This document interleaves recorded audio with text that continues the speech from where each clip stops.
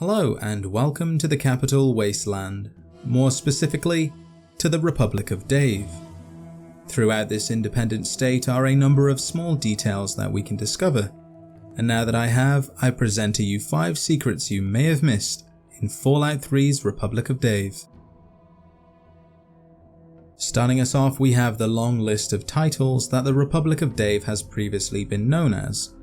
Over the past 200 years, this tiny plot of land has inherited many names, and its current leader, Dave Harlan, can be traced back to the original creator, Paul Harlan, who just so happens to be his great-great-great-grandfather.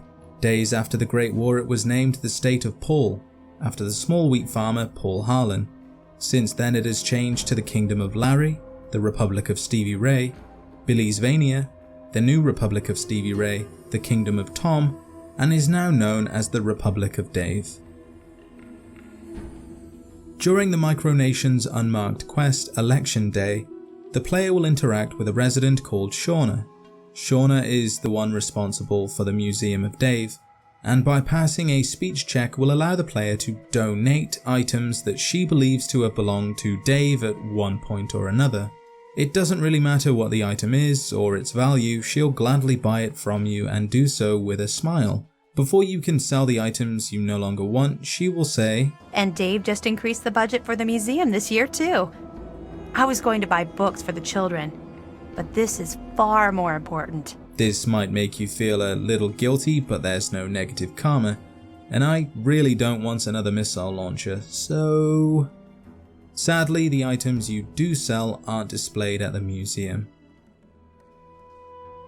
Speaking of the museum, Shauna tells the player that she gives a tour every day at 2 PM, which is true, and if we want to, we can quietly join and listen to the lesson.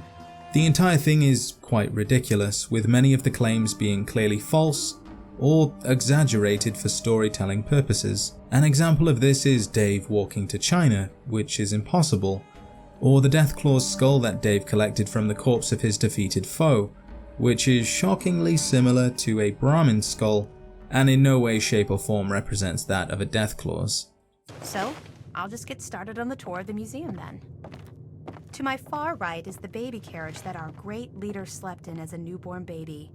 Unlike most babies, he never cried, and his poop didn't stink. Dave had 8 siblings and made his own baseball team. The team was so good, in fact, the Wasteland team was so scared, it never showed up to compete. The briefcase is the very one Dave took with him when he became fed up with the poor ways that his father ran the nation. Dave brought back many items from the Wasteland. It was artifacts like these that amassed the Republic's great wealth. Dave collects many war collectibles, including holotapes and war weaponry. This globe represents the whole planet that Dave traversed. Don't let its size fool you. The world is at least 50 times bigger than this. I don't know who put that tire there. These weapons were used against the USA before the bombs fell. Dave probably acquired these when he walked to China. Dave is a world-renowned marksman, known for shooting an apple out of the hand of a raider from across the Potomac.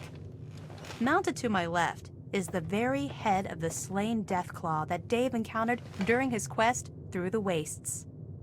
I know what you're thinking, and no, that's not a Brahmin skull.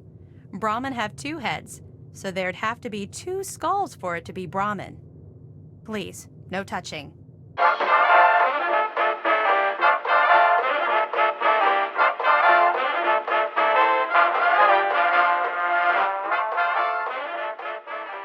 The whole plot of the quest Election Day is to round up the adults and get them to vote.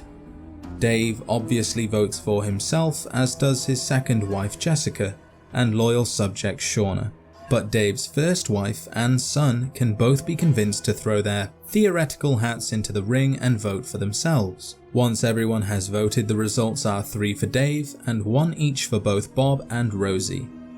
The only way to have someone other than Dave win is by tampering with the ballot box, changing the results in favour of the one you want to win.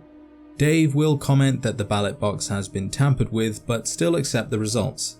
If Bob wins, he is speechless and walks out of the room. Let's see what we have here. A vote for me. Bob? Wait a minute. Has somebody tampered with the ballot box? After counting the votes, the president is...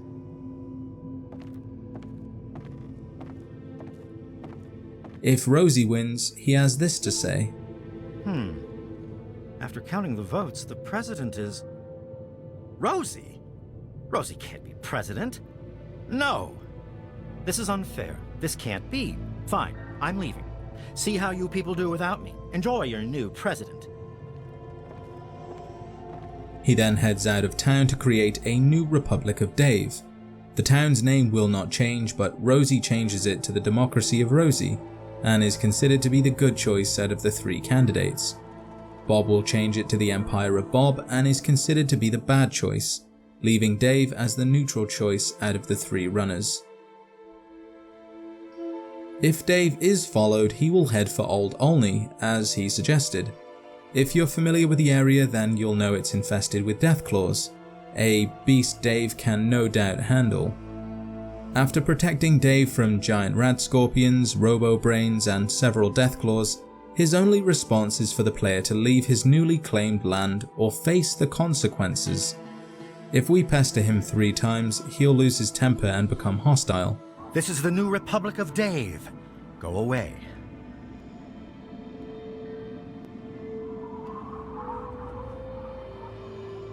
By the order of the new Republic of Dave, I order you to go away. This is your last warning.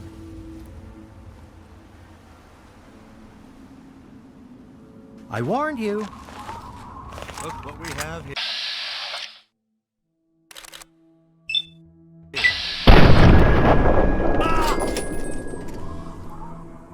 If Dave dies by our hand, the rest of the Republic of Dave will also be hostile, even if the player is hidden at the time of death. And there we have it, 5 secrets you may have missed in Fallout 3's Republic of Dave. Before you go, I would like to remind you of 5 things you could do to support the channel. Comment, like, share, subscribe, and enable notifications. Thank you for watching, and I will see you in the next adventure.